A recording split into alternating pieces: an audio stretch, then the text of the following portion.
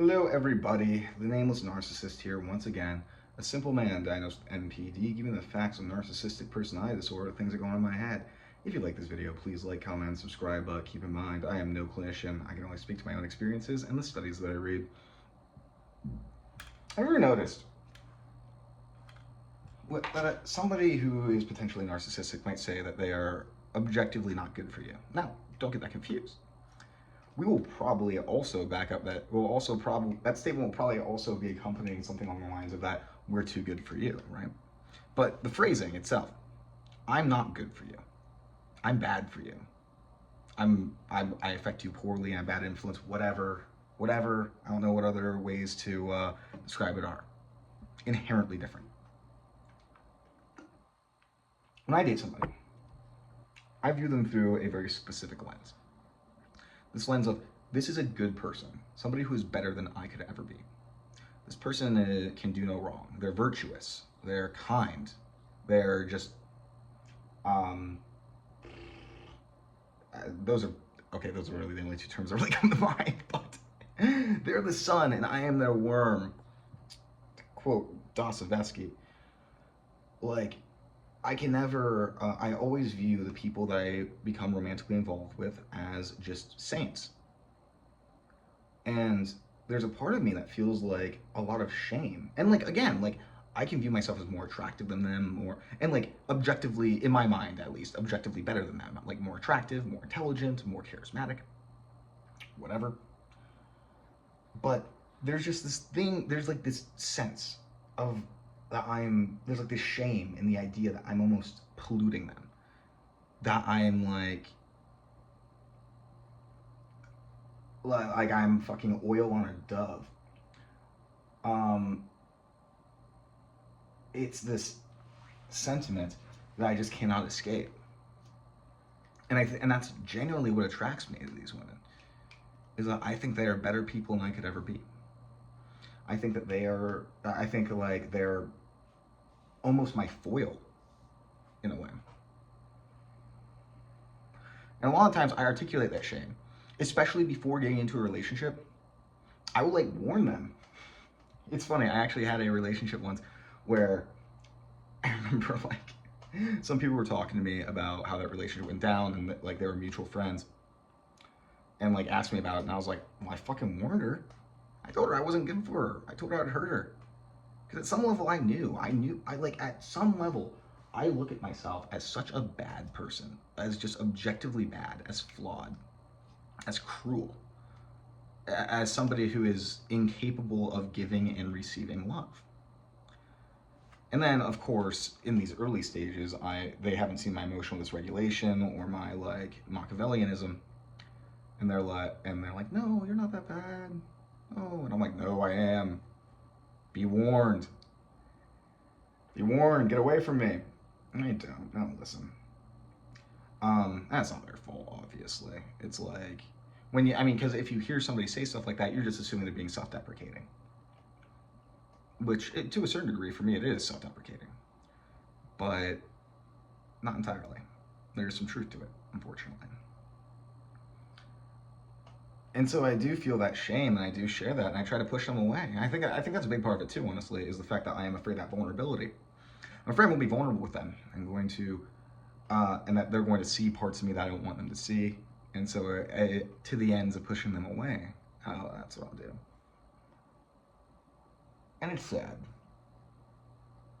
But I can't escape that feeling. That feeling of being, and like, it's kind of based in reality, kind of not, because it's weird, because on one hand, it's like, so obviously people who are narcissistic do hurt people, intentionally or not. But like, that's not what I'm really talking about when I say that. It's not that I hurt people, it's not like, it's not even based in my actions.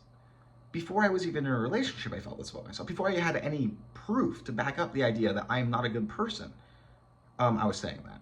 It's this intrinsic feeling of just being bad, of being evil, of that I only hurt people, that I only exist to hurt people. And of course, we could probably go back to my trauma to figure out where that comes from, right? Not nearly as, but I mean, I feel like that's a little reductive.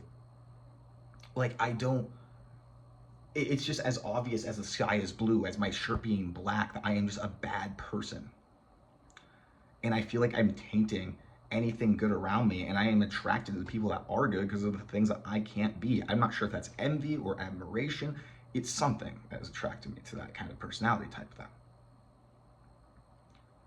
And so I do try, there is some part of me that does try to warn them, whether it be to push them, usually to push them away. But also there's a mixed motivation there to push them away, and also a genuine feeling behind that, right? It's sad. And I find myself really curious about what the people I have been in relationships with think about that sentiment I had about myself in post. Because from what it comes off to me, it doesn't even seem like they view me. They view themselves as hurt, but they don't view me as intrinsically bad. Which, in fairness, there is maybe part of it is that I am trying to basically have a self-fulfilling prophecy around the idea of me being a bad person, right? It's like, oh, I feel like I'm a bad person. In order to prove that to myself, I'm hurting people. That might be part of it.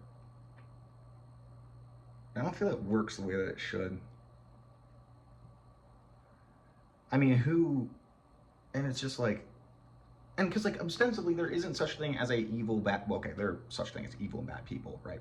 But generally people are, lie somewhere in the gray. Maybe I'm more towards the black than most, but like how I describe myself as evil isn't realistic.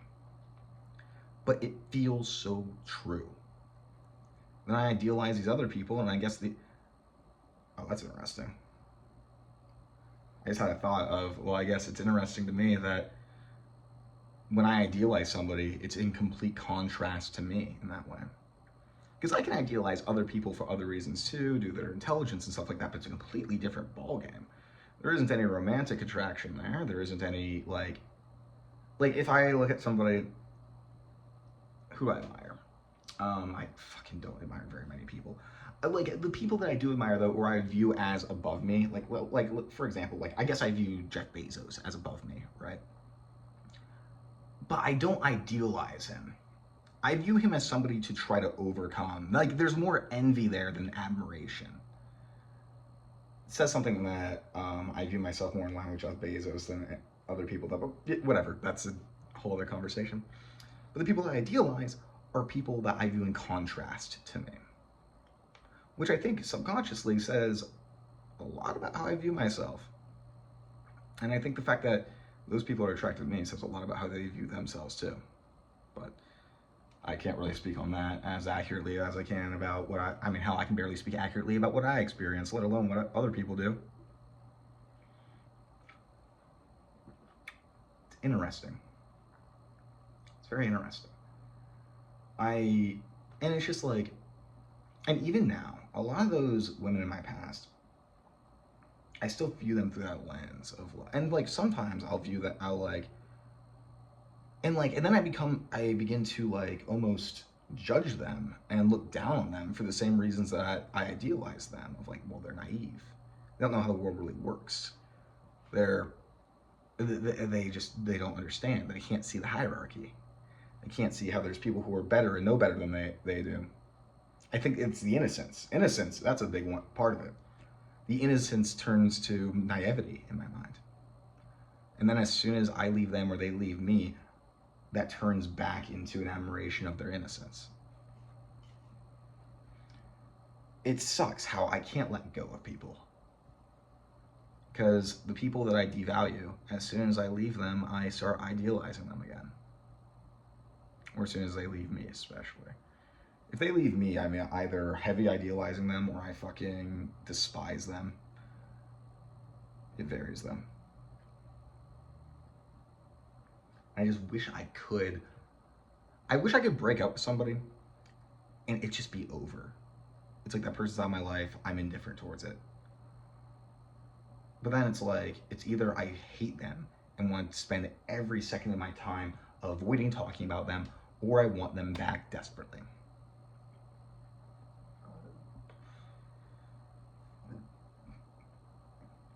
I'm trying to think of other people I admire though. It's so hard to. It's like that. Like it's so hard for me to think because like I look at somebody like that is objectively above me.